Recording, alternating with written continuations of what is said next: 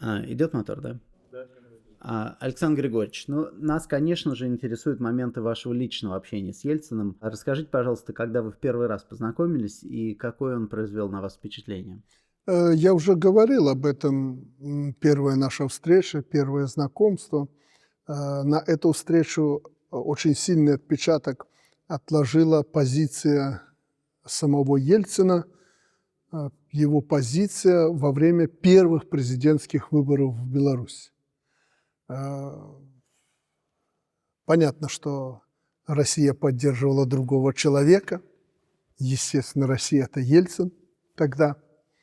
Они поддерживали тогдашнего премьер-министра Беларуси Вячеслава Францевича Кебича. Это естественно. Я мало кому был знаком в те времена. Сопливый 38-летний пацан в цивилизованном центральноевропейском государстве вдруг решил стать президентом. И это оценивалось, наверное, негативно. Может быть, как выскочка, там еще чего-то. Вы знаете, после распада Союза, исходя из тех традиций советских, могли и так это расценивать.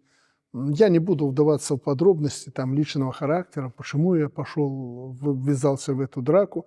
Скажу только одно, что мы хотели небольшой компанией, с которой мы ввязались в эту борьбу президентское кресло, хотели, чтобы наша страна развивалась по-другому, нежели так, как тогда произошло. Пустые полки есть было нечего в Беларуси, сплошные забастовки, демонстрации, драки и так далее и тому подобное. Ну, мы в это ввязались. Притом я Вячеславу Францевичу предлагал: вводите пост вице-президента, пойдем вместе с вами.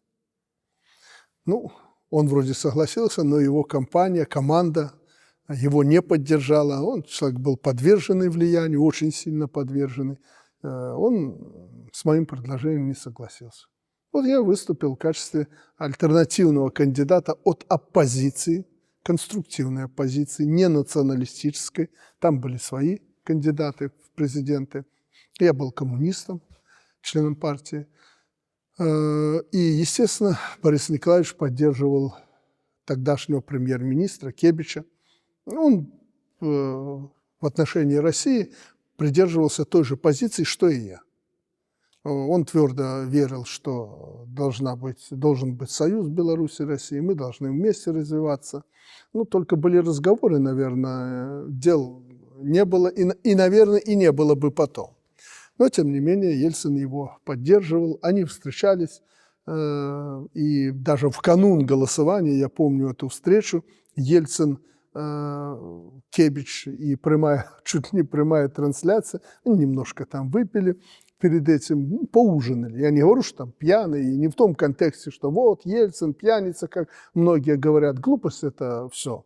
Об этом я могу сказать чуть позже. Ну вот они поужинали, и тут сразу на камеру. Ну зачем это было делать? Наши-то люди увидели это, ну, знали, что и наши руководители не прочь были. Вот на этом связывалась эта дружба, если можно ее назвать, и поддержка. Но выборы прошли, как прошли, вы это знаете. Победил не кандидат от России, а победил совершенно неизвестный человек. Поэтому моя, естественно, первая встреча, мой визит был в Москву, и вот первая встреча. Я захожу в какой-то кабинет, и там стоит Ельцин, а между нами огромный длинный стол. Широкий, длинный стол. Мы, наверное, особо там и не прорабатывали тогдашние и имиджмейкеры, и протокол, как это обычно бывает, особо не занимались, хотя Ельцин потом создал мощный протокол в Кремле. Не занимались этим, как я сейчас оцениваю. И вот стоит Ельцин, так в полуоборот. Я зашел в эту другую дверь, между нами этот стол, и он на меня смотрит изучающе, настороженно изучающий взгляд. Вот я до сих пор эту позу Ельцина и взгляд помню. Я ему часто об этом говорил. И такая мертвая тишина, и он не знает, что сказать. Ну, я рассчитывал, что он хозяин, он меня пригласил в Москву, это был мой первый визит, я считаю, что он что-то должен говорить. И вот такая тишина повисла. И потом я не знаю, почему вдруг, я ему говорю: Борис Николаевич, если вы думаете, что я приехал в чужую Россию, вы ошибаетесь. Если вы думаете, что столица России, Москва, это ваша Москва, вы тоже заблуждаетесь.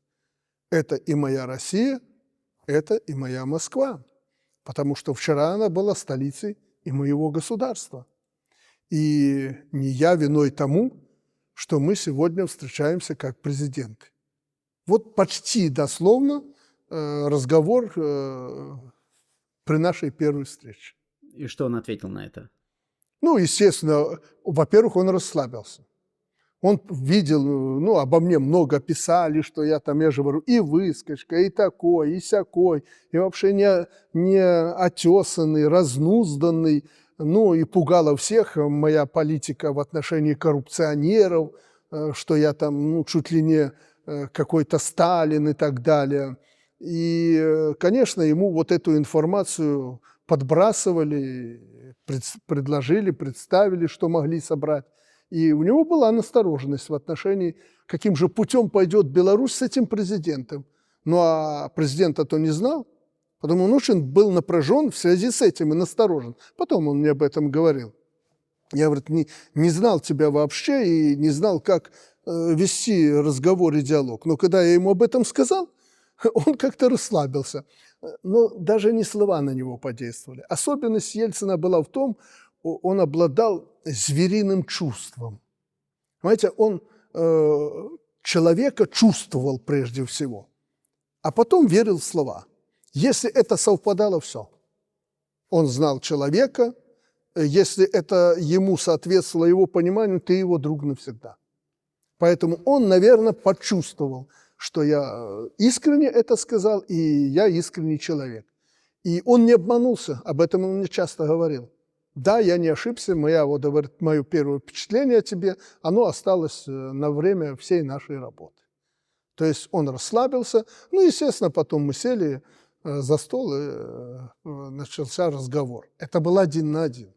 А какой Ельцин был в общении? Там, не знаю, сложный, уважительный, дерзкий? Он был разный. Он был разный. Ну, наверное, было бы нечестно, если бы я вам тут начал что-то приукрашивать, хотя, наверное, и неправильно, если я буду заострять внимание на каких-то известных отдельных каких-то моментах. Я не скажу, что я, может быть, лучше его знал, чем Татьяна, дочь его, которая всегда была рядом, или группа людей, которые всегда были с ним рядом. Это не значит, что я их... Но я гораздо лучше их знал, его... то, что я должен был знать. Его политическую составляющую, его как президента. Потому что мы работали в одинаковых должностях, и я его лучше чувствовал и понимал, чем его близкие, родственники, потому что критерии оценки были разные. Поэтому я скажу просто честно, он был разным. Даже по одним и тем же вопросам, порой непредсказуемым. Нельзя было, идя, обсуждать какой-то вопрос, который мы уже раньше обсуждали, и, может, даже решение принимали, и понимать, что в этом ключе мы и дальше будем этот вопрос обсуждать и придерживаться вот этой линии. Нет, он мог развернуться на 180 градусов, и надо было по новой что-то доказывать, что-то надо было, о чем-то спорить надо было и так далее и тому подобное. Вы знаете, что Ельцин не любил, когда ему перечат. И на эту тему у нас с ним был отдельный разговор. Ведь он вышел из Советского Союза, он советский человек, и руководителем был крупным. И вот этот стиль, он перешел отчасти. Он перешел тот стиль на нынешний стиль работы президента России, первого президента России. Он этим страдал. Он порой забывал о том, что Назарбаев, там, Лукашенко, другие – это уже другие страны и другие президенты. И он мог там, типа того, а вы что там не слышите и так далее. Это у него было. И, конечно же, если мы хотели вести с ним диалог и выстраивать отношения с Россией, мы это должны были учитывать. Почему у меня с ним состоялся в связи с этим разговор? Это было с течением времени, когда я уже заметил, что Ельцину никто не перечил, ему старались не давать информацию, Россия огромная, не давали информацию объективную часто, где-то что-то подтасовывали. В России и в Советском Союзе это было всегда, наверное, отчасти есть это и теперь. Но ведь Путин не Ельцин, естественно.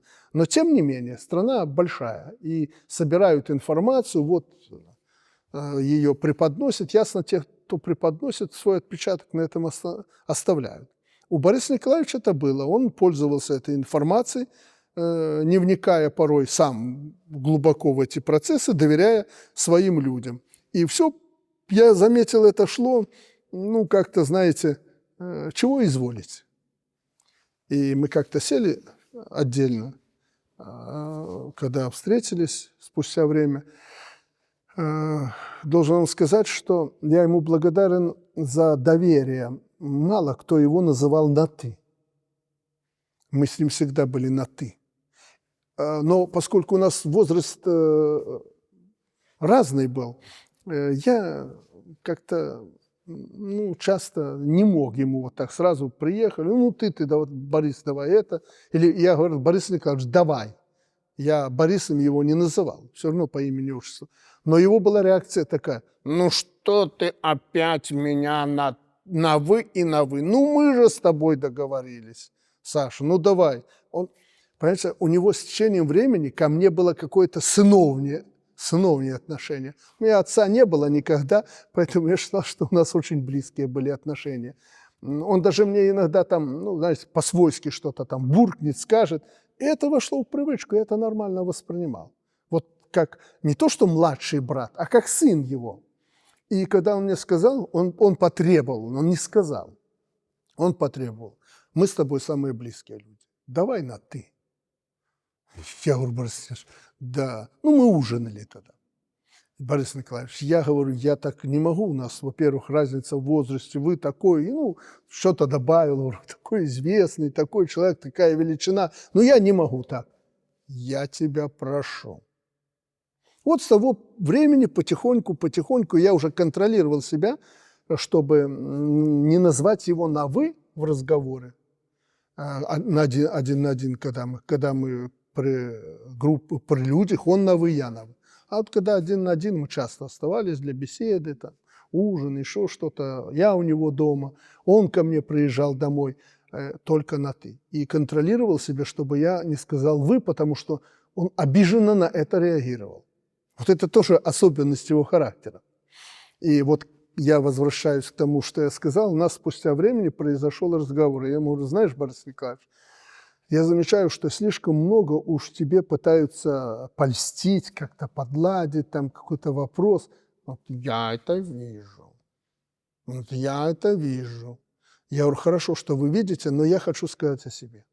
Ты на меня никогда не обижайся, если я тебе прямо и честно буду говорить то, что я думаю. Это, говорю, суть моей политики. Я никогда не елозил. Я и сейчас, спустя 20 лет, не люблю, когда мне там кто-то подпевает или подхваливает где-то. Это вообще неприемлемо для меня. Портреты, там, лозунги. У нас этого в Беларуси нет и никогда не было. Это моя личная позиция. И я говорю, я тебе буду говорить так, как я думаю. И если я вижу что-то где-то не так, в том числе в России, ты не обижайся, если я тебе буду откровенно высказывать свои оценки. Я, конечно, понимал, что перебирать здесь нельзя. Любой президент не любит, когда вмешиваются в его дела. Но мы с ним договорились. И я всегда очень корректно, осторожно этого курса придерживался. Он согласился с этим. И когда бы мы ни встречались, какую проблему не обсуждали, видел я проблему в России, в Беларуси, в наших отношениях, я открыто об этом говорил. Если я видел людей в России, в Беларуси, что-то где-то не так, я ему об этих людях говорил, высказывал свои характеристики. Он нигде никогда об этом не сказал. что вот там приехал Лукашенко, мне что-то там говорил о ком-то. Никогда. Была железная договоренность. Понимаете, это тоже особенность его стиля работы и его характера. Он не был мелким человеком, он никогда не сводил кого-то, ну, по крайней мере, меня с кем-то, никогда не сталкивал, никогда не говорил мне одно, а другому другое. В этом его сила, при всех его недостатках. Многие говорят, что у Ельцина была такая какая-то особая харизма, какое-то специальное обаяние. Или люди дорисовывают эти качества, потому что они встречаются с президентом и смотрят на него как бы снизу вверх. Не понял. Ну, было в нем, в его поведении, в том, как он держался, что-то особенное, что покоряло людей. Вы знаете, харизма есть у любого руководителя. А человек не харизматичный не смог бы стать в то время президентом России. И человек, который прошел через такие преграды, вы их знаете, через сложности и трудности всякие, методы были разные, неважно, это политика. Грязи там всегда хватало, особенно на переломном этапе. Не обладающий харизмой человек, харизмой, которая бы пленила в какой-то степени людей, воздействовала, позволяла воздействовать на людей. Если бы Ельцин этим не обладал, он бы никогда не стал президентом России в то время. У него была эта харизма. Но, знаете, особенность в чем? Хотите, харизма это назовите. Он был русским человеком. Понимаете, вот это русский человек. Ну, Медведев, и это, наверное, подходит. Вот этот русский человек. Со всеми минусами и плюсами нашими. Я тоже себя считаю человеком русским в широком смысле этого слова. Вот со всеми нашими минусами и плюсами он был настоящий русский человек. Поговорить – поговорить. Поиграть, спортом занять – пожалуйста. Выпить – выпить. Закусить – закусить. Честно, прямо сказать в лоб. Сказать. Извините, мне в морду дать, значит, в морду дать. Я не знаю, давал он кому морду или нет, но это наша, ну, даже, можно сказать, и не русская, а славянская. Потому что мы, украинцы, русские люди, часть россиян, там, других национальностей, они приобрели эту черту, это качество. Вот Ельцин это вобрал в себя полностью. И вот это вот даже излишнее благородство, это присуще только русскому человеку. В этом был Ельцин. Угу. Давайте поговорим про распад СССР. Почему вы считаете, не удалось удержать Союз от распада, и как вы сами к этому событию отнеслись лично? Ну, вы знаете, что я человек единственный в парламенте Беларуси, проголосовавший против распада Советского Союза.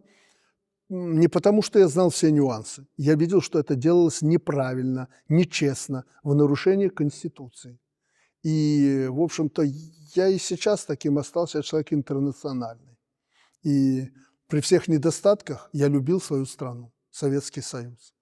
Если бы мы его сохранили тогда и доработали в экономике то, что у нас, то, что надо было доработать, а много не надо было. Ну, стиральные порошки должны были быть, но необходимые продукты, питание и прочее должны были быть. Ну, элементарный расчет, баланс в экономике надо было делать? Надо. Мы же сейчас это делаем. Но тогда, вот видите, некому было этому заняться. Мы слишком заигрались там во внешней политике. Мы считали, что мы можем запросто ввязаться в любую войну, ну типа Афганистана, без расчета определенного и просчетов, можем, не можем и так далее. Было много вот этих объективных недостатков, которые уже давлели над обществом. И нужна была спичка. Плюс шло противоборство между Михаилом Сергеевичем Горбачевым и Борисом Николаевичем Ельциным. Это тоже был такой плохой штрих в этих отношениях. И этим воспользовались национальные элиты союзных республик. Они уже готовы были здесь руководить и верховодить. Я это видел по Беларуси. Даже Беларуси, которая всегда была настроена на единство, на союзнические отношения. Уже тогда, кстати, у власти были наши националисты во главе с Шушкевичем, вы это знаете. К нему и он был выходцем из этого ярого националистического крыла, хотя пытался изображать себя несколько таким более уравновешенным, средним человеком, я имею в виду нейтральным, центристом каким-то. Ну, он барахтался туда-сюда. Но я видел, что и в Казахстане, и в Украине, и в других они уже не хотели жить в одной стране, они уже готовы были отпочковаться, с ними работали, естественно, на них давлели те, кому Советский Союз не нужен был, вы знаете, кто. И уже это уже возникла тенденция и течение. И нужно было жестко, и где-то жестко, а где-то и по-другому сохранять страну. Но вот эта борьба между Ельциным и Горбачевым, она на пользу не пошла. Началась борьба за власть, это естественно. Ну и в силу вот на последнем этапе не столько объективно, сколько субъективного, Советский Союз развалился. Ну, многие говорят сейчас, оправдываясь, вот Советский Союз себя изжил, и слава Богу, что он развалился, мы крови избежали и прочее. Я эту позицию не поддерживаю. Знаете, если бы мы могли так говорить, если бы мы все сделали в плане субъективном. Вот мы все, Ельцин, здесь, в Казахстане, Назарбаев, другие, стремились сохранить Советский Союз как спасение для нас, для всего мира. Но мы же, наоборот, играли на разрыв. То есть на последнем этапе, я абсолютно согласен, что объективные были предпосылки созданы для распада Советского Союза. Но когда спохватились, надо было всем собраться и сохранять его. Но его разрывали. Все разрывали. И республики, и прежде всего вот эта борьба в центре между Россией и руководителями Советского Союза. Но спичкой все-таки ГКЧП послужила, да? Вы согласны с этим? Я по ГКЧП ничего не хочу сказать. Я не думаю, что они в состоянии были даже спички разжечь. Если они, как дети, там что-то там разожгли, эти спички, это бы не имело никакого значения, если бы не было вот этих факторов, о которых я сказал. Но это был бы эпизод, и я считаю, это эпизоды не больше. Тем более я не владею полной информацией, что же стояло за этими всеми хитросплетениями или простыми сплетениями ГКЧП и ГКЧПистов. Скорее всего, на этих вот, знаете, замашках великодержавных они думали, ну вот сейчас танки уведем и порядок наведем. Они особо не вникали в глубину этого вопроса. Поэтому я не преувеличиваю и даже не придаю большого значения событиям, связанным с ГКЧП. Главное, что были объективные причины, я их все не перечислял, но вы понимаете, о чем речь, и субъективные причины. Лидеры были нацелены республик на развал Советского Союза. Михаил Сергеевич оказался, я к нему хорошо отношусь, часто говорю, что если бы не он, и меня бы не было как президента, и многих других, и республик, наверное, бы не было. Но если бы он был настоящим президентом Союза, вот если бы Ельцин был президентом Советского Союза, тогда никакой Союз бы не распался. То есть вы считаете, что все эти объективные причины можно было переломить?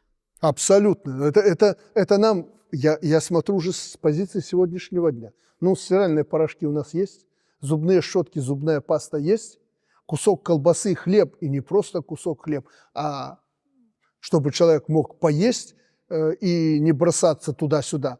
$30 в Беларуси была зарплата. Ну, сейчас там по разным оценкам 5000, 600 мы достигали. В Минске $750 средняя заработная плата. Ну, не богато, но поесть можно, купить. Человека одеть, детей в школу отправить. Маломальское образование, здравоохранение. Этого же не было тогда. И мы после распада в тяжелейших условиях этого достигли. Все республики. У кого лучше, у кого хуже, и даже та же Россия, огромная Россия. А что, нельзя было это сделать тогда? Надо было. Не надо было гоняться за глупыми проектами. Создали Буран, проект, а потом уничтожили его. Я был на Байконуре, когда это увидел, это катастрофа. Но если не нужно, зачем создавали?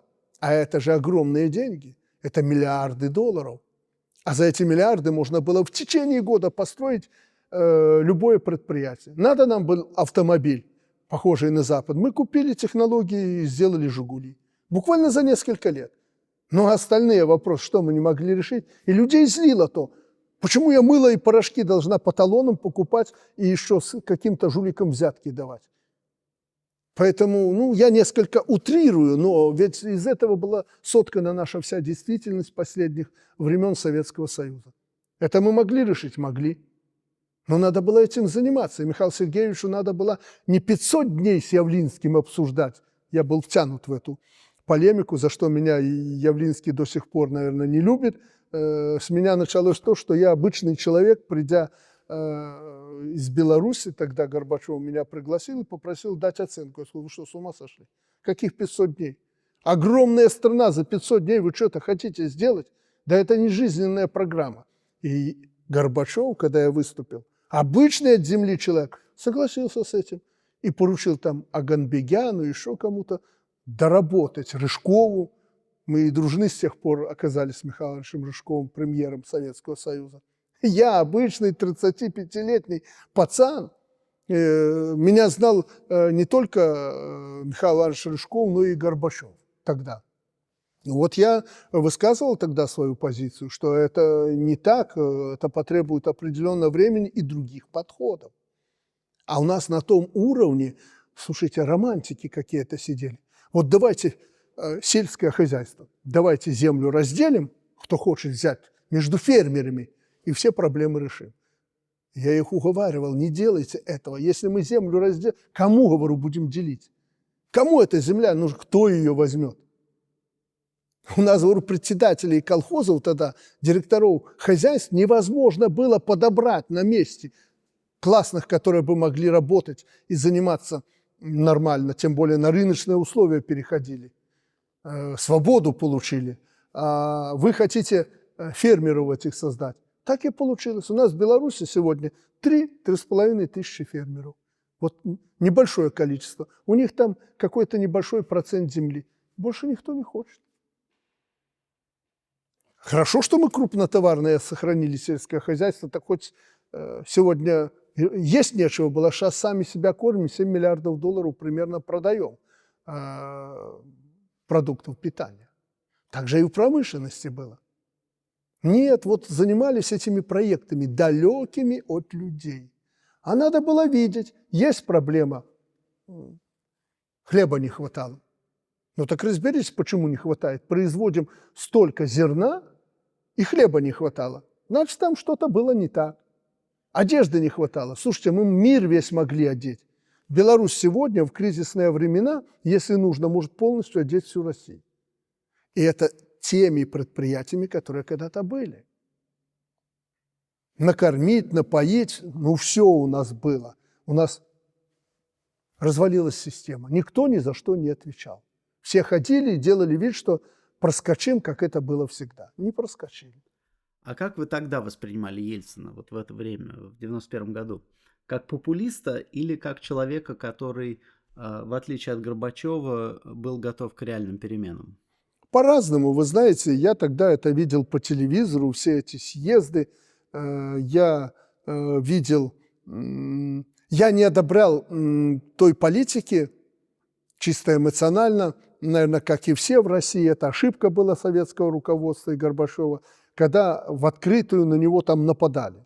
Выступает, пусть выступает. Говорит, пусть говорит. Он же из вашей когорты. И вот эта вот политика шантажа, какого-то давления и прочее, она сыграла совсем наоборот. Она получила обратный эффект. И этим самым руководство Советского Союза и другие, и российского того руководства, они создали сами Ельцина. Авторитет его этим самым подняли. Поэтому, когда неблагоприятная ситуация, и человек выходит и говорит открыто, честно: я решу, я это сделаю и прочее, и ты начинаешь его давить, это будет обратный эффект. Так было и со мной. на президентских выборах. И стреляли, и давили, и пугали, а народ это воспринимал негативно. Ну, а я стоял, как скала. Значит, люди, значит, что-то в нем есть, раз стоит. Точно так и у Ельцина было. А давайте чуть-чуть вперед по времени продвинемся. Карточка. Давайте чуть-чуть поговорим про проект союзного государства, то есть про союз России и Беларуси, про основные этапы его появления. Вы знаете, как это все происходило? Мне трудно что-то вспоминать и делить этот процесс на этапы, честное слово. Надо мной давлеют другие чувства, связанные с отказом России от этого проекта. И, знаете, если бы здесь была какая-то сущностная какая-то причина или причина, исходящая от неприятия наших народов этого процесса, другое дело. Но поскольку здесь причина чисто субъективная, которая возникла еще при Ельцине из впечатлений у них или опасений, что вот Лукашенко прибежит, шапку Мономаха схватит в Москве и унесет ее в Минск. Я так образно говорю. Вы не станете отрицать, это было. И, наверное, и сейчас это есть. И вот из-за этого опасения мы фактически заморозили этот процесс. Может быть, отчасти и остыли к нему. Потом другие наложились моменты. Тогда же, во-первых, я всегда был привержен принципу союза Беларуси с Россией. Это был тезис моей предвыборной программы. Это есть предвыборная программа, вы можете с ней познакомиться. Называлась она «Отвести народ от пропасти». Я ничего народу лишнего не обещал, но мы были над пропастью, одной ногой уже там, белорусы, и нам надо было отойти от пропасти, и я народ от этой пропасти отвел. Это никто оспаривать не станет. В этой программе важное место занимало наши отношения с Россией. И я тоже ничего не надумал и не выдумал. Я провел референдум о союзе Беларуси с Россией. После всего прочего, после националистического у нас угара, неоднозначная была ситуация. Никто не мог подумать, что у нас русские люди, в общем, русские люди, сидели на чемоданах.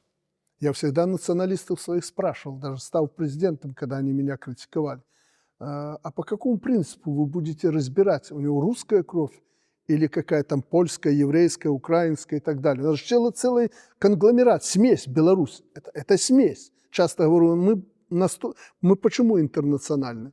Потому что у нас в жилах течет кровь вот этих народов и больше того. А у нас посадили всех на чемоданы, мол, вот как в Украине сейчас. Русские враги, убирайтесь.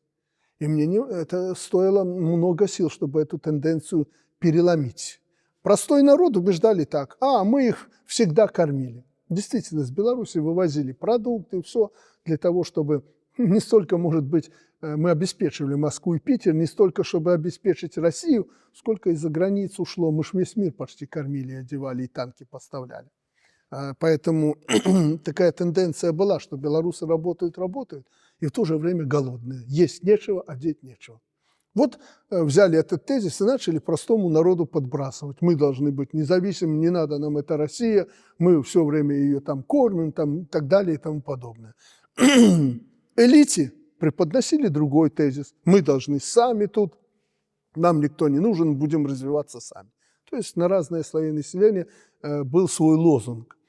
Я понимал, что, развалив Советский Союз, мы вот получили то, что имеем, еще хуже стало. И мы с Россией можем склеить хорошие отношения и нормально развиваться. И тогда мы подписали договор о содружестве, сообществе, я уже не помню, как он назывался, после того, как я провел референдум в Беларуси. И народ квалифицированным большинством поддержал мою позицию.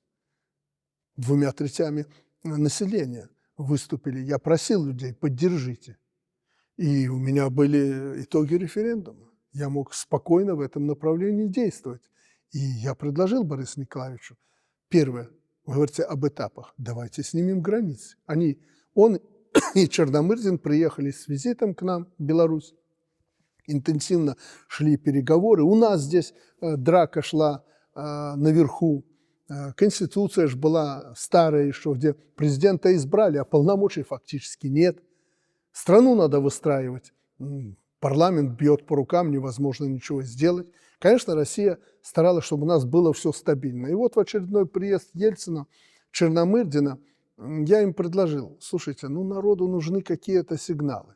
Давайте хоть границы снимем между нами. У нас же границы были. То есть сегодня вы или вчера приехали к нам, вас же кованым сапогом, если на поезде ехали, в купе дверь не открывали. А тогда с той стороны, с этой стороны у человека паспорта, давай паспорта, как когда-то в страны НАТО мы ехали. Такие были отношения, выстраивались. Я говорю, давайте снимем шлагбаум на этих границах. Давайте демонстративно под Смоленском это сделаем. Борис Николаевич это поддержал, но на границу со мной не поехал. Говорит, ну, это он мне сказал: Александр Ильич, ну, пускай Черномырдин, может быть, съездит. Ну, в силу разных отношений с Западом они начнут упрекать меня, что я воссоздаю Советский Союз и прочее. Он как состоронился поначалу этих моментов.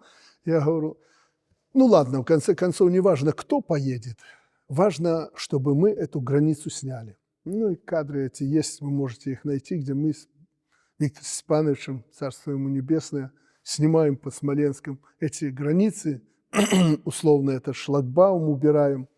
И тогда я помню момент, когда я проходил мимо российских таможенников, говорю, ну что, ребята, остались вы наконец-то без работы.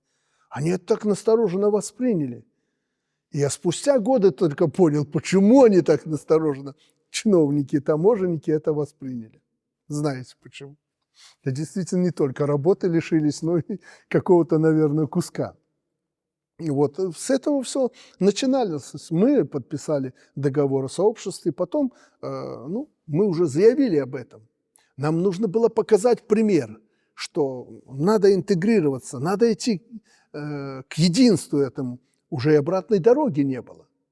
Мы сели с ним как-то, ну что, какой следующий шаг будет? И вот в конце концов мы выработали тезис, что мы будем строить союзное государство. И подписали договор. И там все было прописано. Этапы, когда мы создадим общую конституцию, как ее будем вводить в жизнь через референдумы у нас, у вас. Но потом вы от этого отказались. По многим-многим причинам, в том числе и субъективным, о которых я только что сказал. Но Бориса Николаевича уже тогда не было. Но недавно читаю, якобы кто-то из семьи Бориса Николаевича, то ли Татьяна, то ли, Татьяна, по-моему, и кто-то еще, Чубайс, якобы обнаружили, что этот проект нужен Лукашенко, и его ни в коем случае нельзя пускать в Россию. Это вот я недавно прочитал, якобы какие-то воспоминания. Меня это очень обидело, у меня никогда не было. И Ельцин это знал, у меня никогда таких и амбиций не было. Ну и когда они меня начинали кто-то упрекать в этом, я говорю, знаете, волков боятся, в лес не ходить. Или вы что, полагаете, что если мы создадим по договору, который мы подписали, и его сейчас никто не отменял, мы референдумы так и не провели, Конституцию не увели, а там все. И органы власти, управление с союзным государством, и денежная система, все там прописано. Возьмите, если хотите, почитайте, интересно, спустя определенное время. И я им сказал, что или вы хотите как? Вот мы договор подписали на принципах равенства, другого договора быть не может. Неравенство – это обязательно начнутся эти столкновения. Мы как равноправные, тем более мы хотели подтянуть Украину, Казахстан к этому процессу. И неприемлемо было неравноправные отношения. Они просто не пошли на это. Мы с Ельциным долго это обсуждали и согласились с этим. И я часто говорил тем, кто оппонировал там мне и кто не хотел союзного договора, вот там Лукашенко придет на российское политическое поле, еще кто-то придет. Я им говорил, знаете, дело не только в Лукашенко, в Беларуси, а мы будем формировать это единое политическое, экономическое, финансовое поле. В Беларуси очень много толковых людей, и вы должны быть готовы, что они будут влиять в какой-то степени и действовать на нашем общем поле. И Ельцин придет в Беларусь, на белорусское политическое поле, и многие-многие там другие политики. Или вы это видите по-другому? Молчание. Понимаете, да, вот договор подписали, но Беларусь-то поменьше, мы ее как-то наклоним, а наклонить не получилось. Я всегда требовал, чтобы были равноправные отношения. И вот тут очень важно, за что я уважаю Ельцина больше всего. Ельцин с этим всегда соглашался. Он это понимал, чувствуя некую ответственность за развал Союза. Поэтому одна из причин, почему он вот безоговорочно шел на подписание этого договора и старался республики поддержать, объединить. Он мне об этом говорил, он чувствовал вот эту вот вину свою за распад. И он делал все для того, чтобы это склеить на равноправной основе. И он меня никогда не упрекал и не говорил мне о том, что у меня излишние какие-то амбиции. Ему всегда эту повестку дня, ему эту тему всегда подбрасывали. Но когда мы о чем-то договаривались, и часто это не решалось, я в очередной раз, приезжая, часто встречаюсь, я говорю: Борис Николаевич, но мы же с тобой договорились, почему не решено? Он сразу такой поворот. Белорусов обижаете, понимаешь? На Чубайса, на премьер-министра, на любого. У него вызывало это страшное неприятие, когда белорусов обижали. Вот эта любовь к белорусам у него с советских времен. Когда он ушел с поста, он приехал ко мне в Беловежскую пущу. И мы с ним долго были. И вот я еще раз тогда убедился, что у него там с обкомовских, ЦКовских времен осталось трепетное отношение к Беларуси. И он очень любил Беларусь. И если я к нему обращался по какому-то вопросу, будь то природный газ, нефть и прочее, решалось мгновенно. Да, надо помочь. Надо помочь белорусам, они никогда должны не будут, они отработают. Вот у него был, он ничего не считал никогда, никакие там не требовал расчета. А пусть правительство просчитает, рассчитает. Нет, надо помочь, они отработают. И мы это ценили, и мы всегда старались ответить добром. Это очень важная вот эта личностная его черта, его поведение, она очень сильно влияла на белорусско-российские отношения. Поэтому, когда мы сняли эту границу, мы подписали 2 эти договора, Ельцин ушел, и ратификационными грамотами по союзному договору мы уже обменивались с Путиным. И Путин всегда считал за честь подчеркнуть, что он всегда имел отношение к этому союзному договору. Возьмите тоже документы. И вот на его долю выпала честь обменяться этими ратификационными грамотами, когда парламенты приняли эти законы, наш парламент и парламент Российской Федерации. Ну, а потом произошло то, что на ваших глазах происходит. А вообще с высоты сегодняшнего дня, как вы оцениваете ельцинский период? Со всеми его негативами, позитивами? Если бы вы меня попросили однозначно на это ответить, я бы не ответил. Наверное, мало времени прошло. Наверное, негатив пока что перевешивает. Может быть, произойдет что-то такое, что мы еще благодарить будем Ельцина за все то, что было сделано в тот период. Но вы знаете, что моя политика была больше против политики Ельцина в целом. Но, тем не менее, вот видите, так случилось, что, несмотря на эти противоречия и политику, в принципе, приватизация, там это обвальная, очень резкие движения в финансах, в экономике, я это не воспринимал, и я правильно поступал. Я это вижу сейчас. Тогда это приводило к каким-то обвалам, кризисам. Ну, может быть, я не все знал, что происходило в России, может быть, и другого пути не было. Как-то после президентства своего, когда к нему приехал, обсуждали разные проблемы, особенно после того, как Россия отказалась от базы на Кубе и в Камране, во Вьетнаме. Я его видел, он просто в бешенство пришел дома. Я к нему приехал как раз в этот момент. Я ему говорю: слушай, да успокойся, ты сядь, не ты президент. Сядь и сиди, не бегай по дому. Наина на него там наехала. Ну ладно. А потом вот сидит, вот это вчера произошло вроде, и вот он мне рассказывает. Но нам же, говорит, неимоверно было тяжело. Но ты понимаешь, ты же помнишь, баррель нефти $6.08 стоил. У нас не было никаких денег, но сейчас же все есть. Зачем? Это же наша опора. И вот тогда я понял, что он главное понимал и знал. Есть деньги, будет страна. Нет денег, надо изворачиваться, чтобы удержаться. Многие говорят, Ельцин продался Западу, Америке и прочее. Глупость полная. Глупость полная. Он видел, в каком состоянии тогда была Россия. И он делал все, извивался, как уж на горячей сковородке, чтобы сохранить Россию на том безденежье, которое было тогда. Если бы у него $150 или 120 стоила нефть тогда, газ, и у него был такой поток денежных средств, совершенно была иная политика.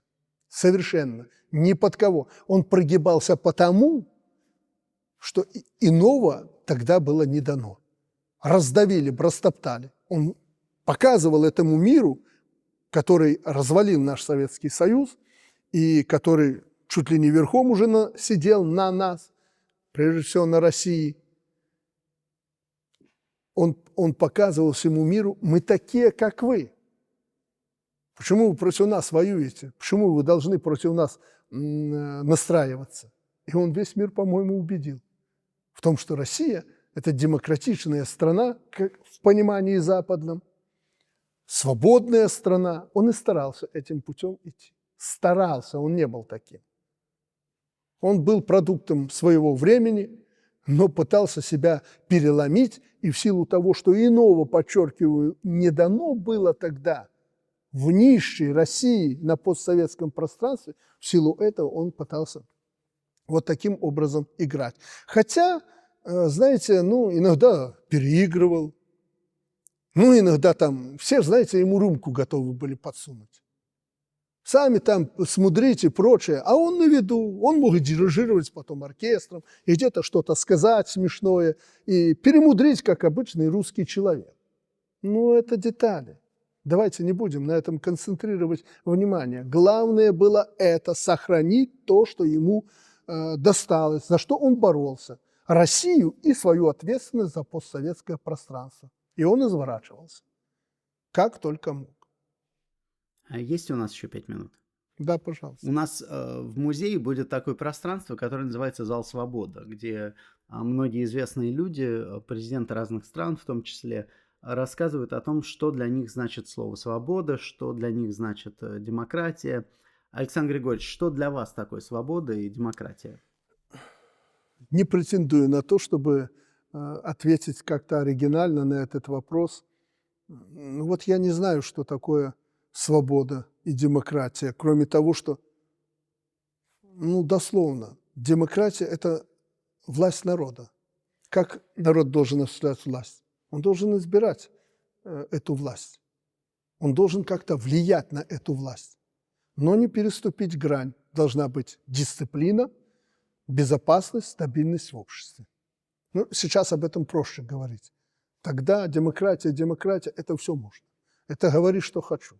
Это стреляй, бей и так далее. То есть перехлесты были в этом отношении.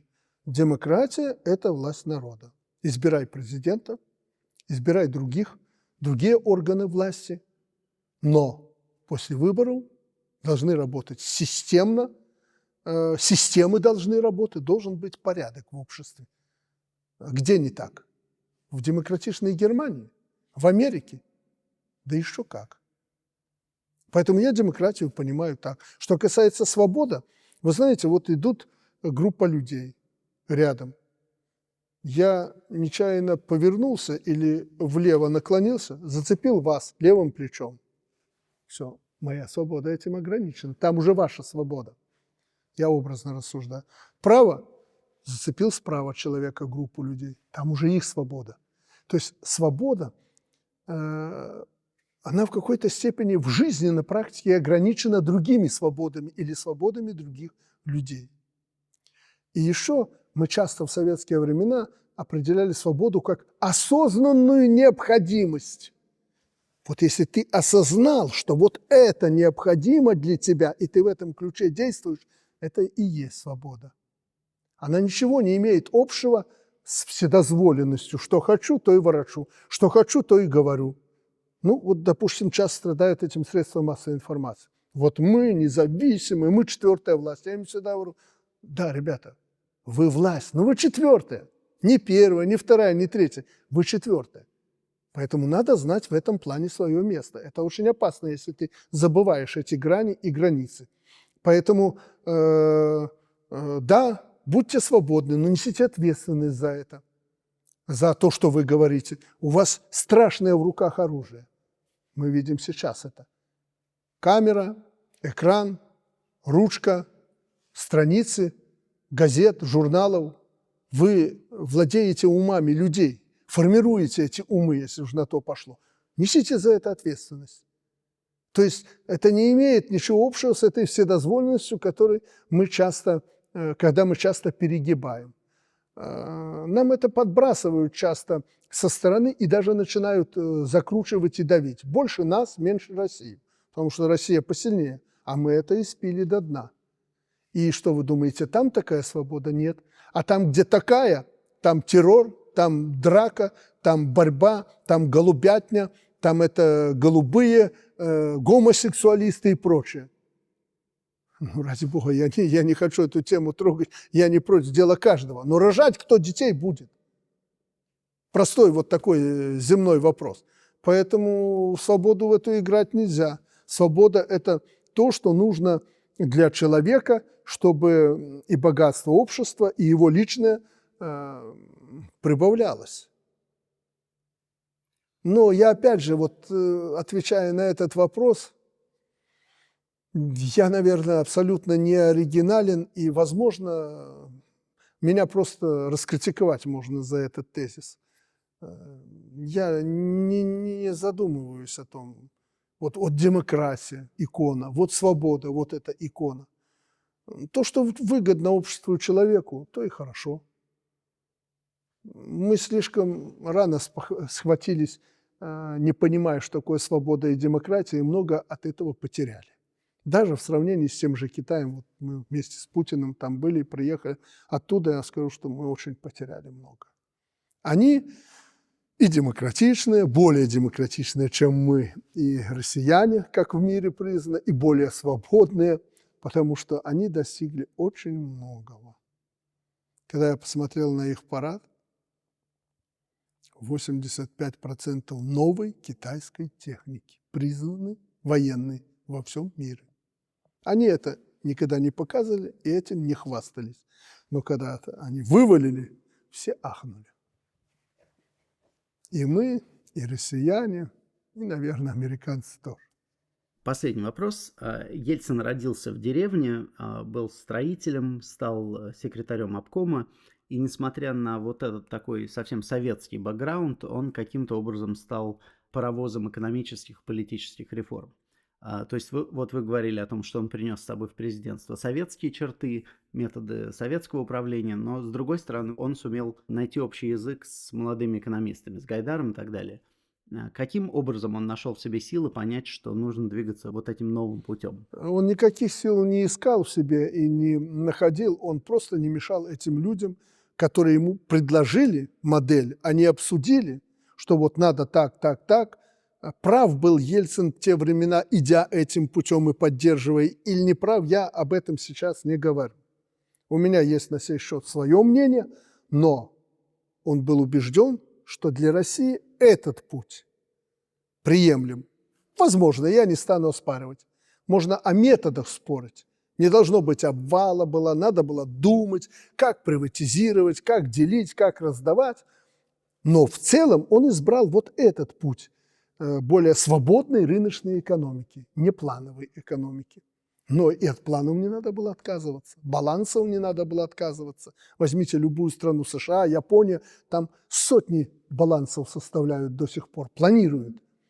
Наверное, не было опыта. Наверное, эта команда была зеленая, у которой не было земли. Вот помните, говорили, это заведующие лабораториями, там букварь прочитали, преподаватели. Это тоже хорошо, они были образованными людьми, но у них не было земли, земля была у Ельцина. И тот период советский, если бы у Ельцина не было того советского периода, он бы не был Ельцином. Он с деревни поднялся на такую высоту, крупнейшую в мире страну, и это был его опыт. И когда обсуждали эту тему с молодыми, как говорится, экономистами, Ельцин накладывал на тот жизненный опыт, который у него был. Но, может быть, он не совсем вник тогда в детали, передоверившись. Но он им сказал, да, это путь России, давайте. И если бы это люди были опытные, молодые, но от земли, грубо говоря, от станка, хоть что-нибудь понимали, хоть каким-то коллективом производства руководили, было бы немножко по-другому. Ну и, наверное, субъективные моменты еще были у этих людей. Они любили деньги, любят и сейчас. Наверное, вы это уже потом узнали, и мы с вами, и прочее. А должны были быть, если не бессребреники, но люди самоотверженные, патриотичные, уважающие людей, россиян, русских людей, ценящихся, уважающих. Это не материал для экспериментов должен был бы быть. Было бы совсем по-другому. Но он им доверился. Гайдар, там, Чубайс и другие. Берите, делайте. Надо было еще и контролировать самому. Передоверился, скажем так. И другие моменты. А как вы сейчас воспринимаете в целом историческую роль Ельцина? Как он, вы считаете, должен войти в, условно, учебники истории? Вы знаете, наверное, после распада Советского Союза все спали и видели, что надо разделить, уже до конца этот процесс пройти, разделить Россию или, как старый термин, поработить эту Россию, чтобы за бесценок из этой кладовой кто что хочет, кто посильней, оттуда взять. Ельцин не то, что не поддерживал эту политику, не то, что он противился Ельцину, он не дал осуществиться этой политике. Хотя в те времена, когда было сложно, когда Россия совершенно иной была, и Чечня там, и другие, пошли центробежные эти силы, и это было сделать непросто. И он старался сохранить эту Россию. И благодаря в том числе этим ельцинским начинаниям Россию удалось сохранить. Вот это самое главное. Все остальное, то, что он сделал Россию рыночной и прочее, это время покажет. Слишком много еще в связи с методами осуществления этой рыночной экономики, в частности, слишком много было недостатков. Ошибок очень много было. Но это могла сделать только Россия. Потому что любая ошибка дорого стоит. Россия – богатая страна. Если зашли куда-то не туда, там образовалась брешь, было чем залатать, особенно в последующие годы, когда было много денег. Можно было где-то отступить, можно было повернуть там и так далее, и так далее. Слава Богу, что Россия не стала эпицентром крови. Да, крови хватало в России, может и сейчас хватает. Очень болезненный этот процесс. Но она не стала вот этим эпицентром. Что я имею в виду? Ни в Беларуси, ни в Украине, ни в Казахстане, ни в других. Были отдельные конфликты, Нагорный Карабах, там, в Таджикистане, так они и сейчас сегодня есть. Эти конфликты республики это пережили, тяжелые времена. Но все-таки, вот как все думали, что Россия вспыхнет или же зальет всех кровью вокруг себя, этого не произошло. Ельцин старался не допустить этого. Я уже не говорю о других странах, которые были зависимы от России. Поэтому не надо забывать и эту заслугу. Александр Григорьевич, спасибо большое. А ничего вам не приходит в голову, о чем мы не поговорили? Может быть, эпизод общения какой-нибудь? Вы знаете, эпизодов было много. Кстати, вы мне как-то передали вопрос вот из личного. Вы знаете, что больше всего мне запомнилось? Расстреляли Белый дом. Помните? Инициатива такая исходила от многих. Ну, Ельцин коммунистам простить ничего не мог, и он готов был стрелять, что угодно делать. И вот это важно для россиян. Потом операция, по-моему, у него на сердце. Вот последний день перед операцией. Я позвонил ему, хочу встретиться. Ясно, что между нами стояли определенные люди, которые пытались не допустить наших встреч. Знаете почему? Однажды мы встретились с Борисом Николаевичем, он уже тяжеловат был, как-то, может быть, меньше вникал в государственные дела. Я выхожу после этой встречи, иду по коридору, меня Шевченко догнал. Владимир Николаевич, знаете, что вы его хорошо. Догоняет меня дергает. Александрович, ну что, Владимир Николаевич, пожалуйста, к нам чаще приезжайте. По коридору идем, он мне шепчет на ухо. Я говорю, ты что, боишься разговаривать?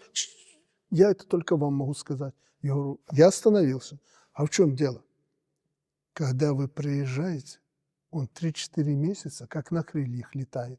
Он 3-4 месяца как на крыльях летает. С ним легко работать. Он решает мгновенно любые вопросы. Позже все это забывается. Я сообразил, в чем дело. Глава администрации Чубайс был там и прочее. Я говорю, ну слушай, ну я президент, он президент.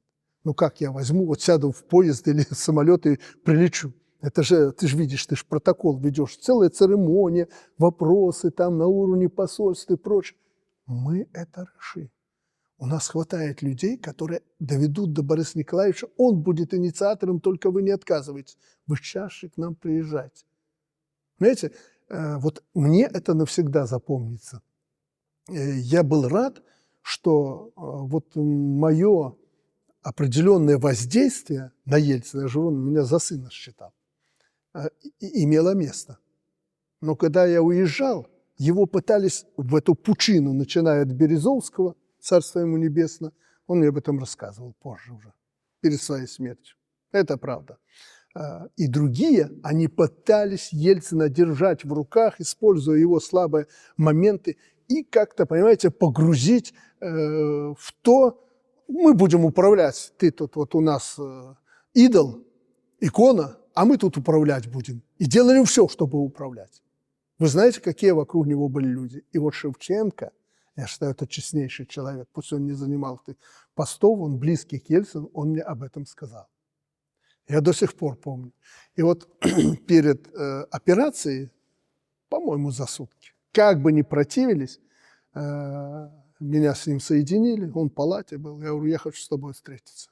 Приезжай, ну, ты приедь утром, меня должны подготовить, чтобы мы с тобой могли поговорить. Он уже задыхался, просто дышал, и я прилетел утром, ну, буквально через 2 часа, пока мы туда-сюда, в своем там особняке представительства, звонит, приезжайте в больницу. Я приехал в больницу, вдвоем сели в сторонке. И это было накануне референдума нашего одного, когда решались очень тяжелые вопросы. Вопрос был, быть или не быть в Беларуси, а все зависело от власти. И референдум по Конституции, поправкам, если он проходил, то у нас становится президентская республика. Все однозначно, вертикаль власти это выстраивается, которую вы в России потом попытались выстроить, вроде бы выстроили. Мы это сделать должны были через референдум. И напряженность была чудовищная, но ему преподнесли это еще жестче, что Лукашенко там, ну, чуть ли не расстрелять хочет парламент там и так далее. Александр Григорьевич, у нас карточка закончилась. А можно начинать. И вот мы сидим с ним, и он сел возле меня, какой-то такой уже поникший, ну, тяжелый перед этой операцией на сердце. Положил на колено руку и говорит, Саш, сынок, слезами не стреляй. Я говорю, ты о чем? Ну, ты понимаешь, он не стал говорить там о чем, ты понимаешь, мы, Россия, огромная, Белый дом расстреляли. Мы еле выпутались из этого. И, наверное, не совсем. И по делу, говорит, нас мир критикует за это. Я говорю, ты что, считаешь, что я перед завтрашним референдумом там должен, тебе доложили, что я там стрелять буду по парламенту, танки выведу? Не делай этого.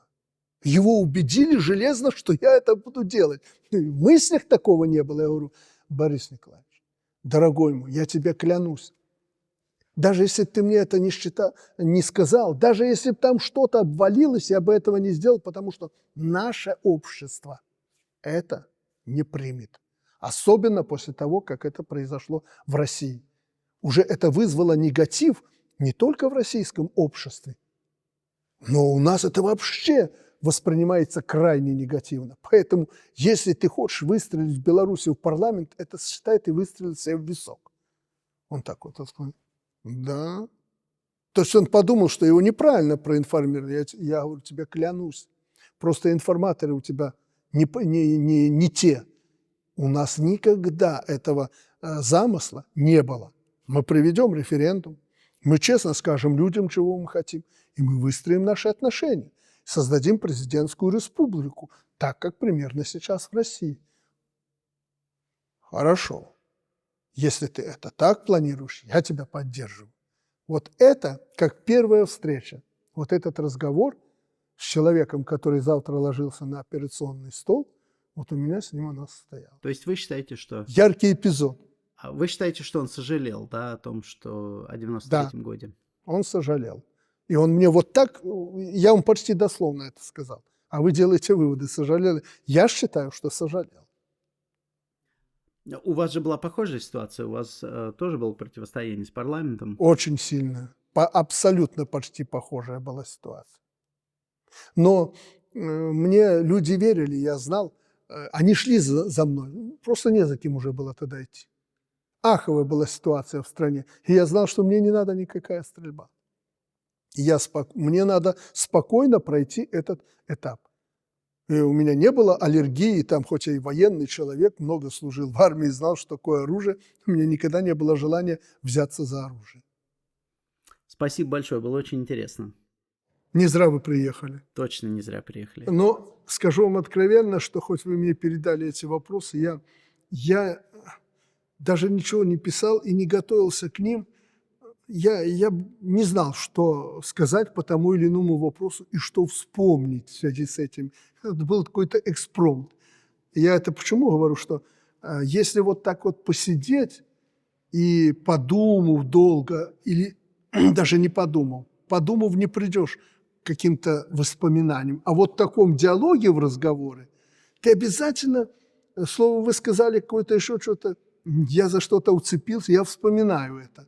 Я специально же ничего не записывал.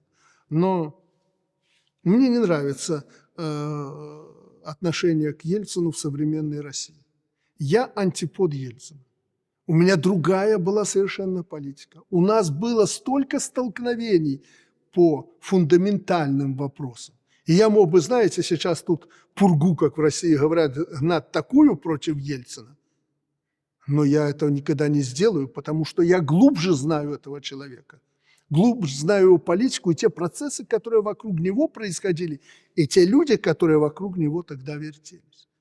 Поэтому с позиции сегодняшнего дня оценивать российскую действительность при Ельцине надо очень аккуратно и очень осторожно. Я нисколько не опровергаю то, что было при Ельцине, и я нисколько не хочу сгладить это, в связи с тем, что человека нет, знаете, так по-православному, не давить на болевые точки. Нет. Я, конечно же, осторожен в этих оценках, но я глубже знаю многие процессы. Глубже даже, чем его семья, хоть она посвящена была во все процессы. Я еще раз повторяю, лишь только потому, что я переживал то, что переживал он. Ни Таня, ни Валентин этого не переживали, хотя это их был родной человек. А я жил той же жизнью. И я видел, ну, может, не столько другого Ельцина, я видел и другого Ельцина. Не только тот, которого мы видели и которого рисовали средства массовой информации. Поэтому я честно говорю, я не могу оценить сегодня, что в Ельцине было больше пользы или негатива для России. Время, мало прошло времени. Пройдет время, и сегодня горячее, тяжелое время. Сегодня неоднозначно поступки российских руководителей оценивают, вы знаете, по каким вопросам. Но по горячим следам все умные. Жизнь должна поставить все на свои места. Жизнь должна оценить те или иные события. Большое на расстоянии действительно видится. А Россия пережила большой кризис и очень серьезные годы пережила тогда. И чтобы их оценить, нужно время. Но я говорю о Ельцине как о человеке. И говорю то, что, ну, может быть, в России не говорят или не принято говорить. Ну, пусть они уже меня простят. Сейчас официальная позиция по этому поводу, что при Ельцине были лихие, так называемые, 90-е, а сейчас мы встаем с колен. Знаете, может и лихие 90-е, можно по-разному это говорить. Из колен, может быть, вы устаете, но смотрите, чтобы лицом в грязь не упасть. Вот это очень опасно.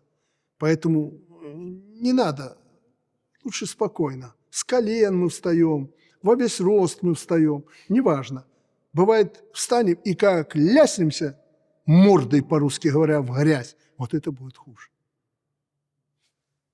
Не бросай в историю прошлое камень, потому что это обернется. Александр Григорьевич, спасибо большое.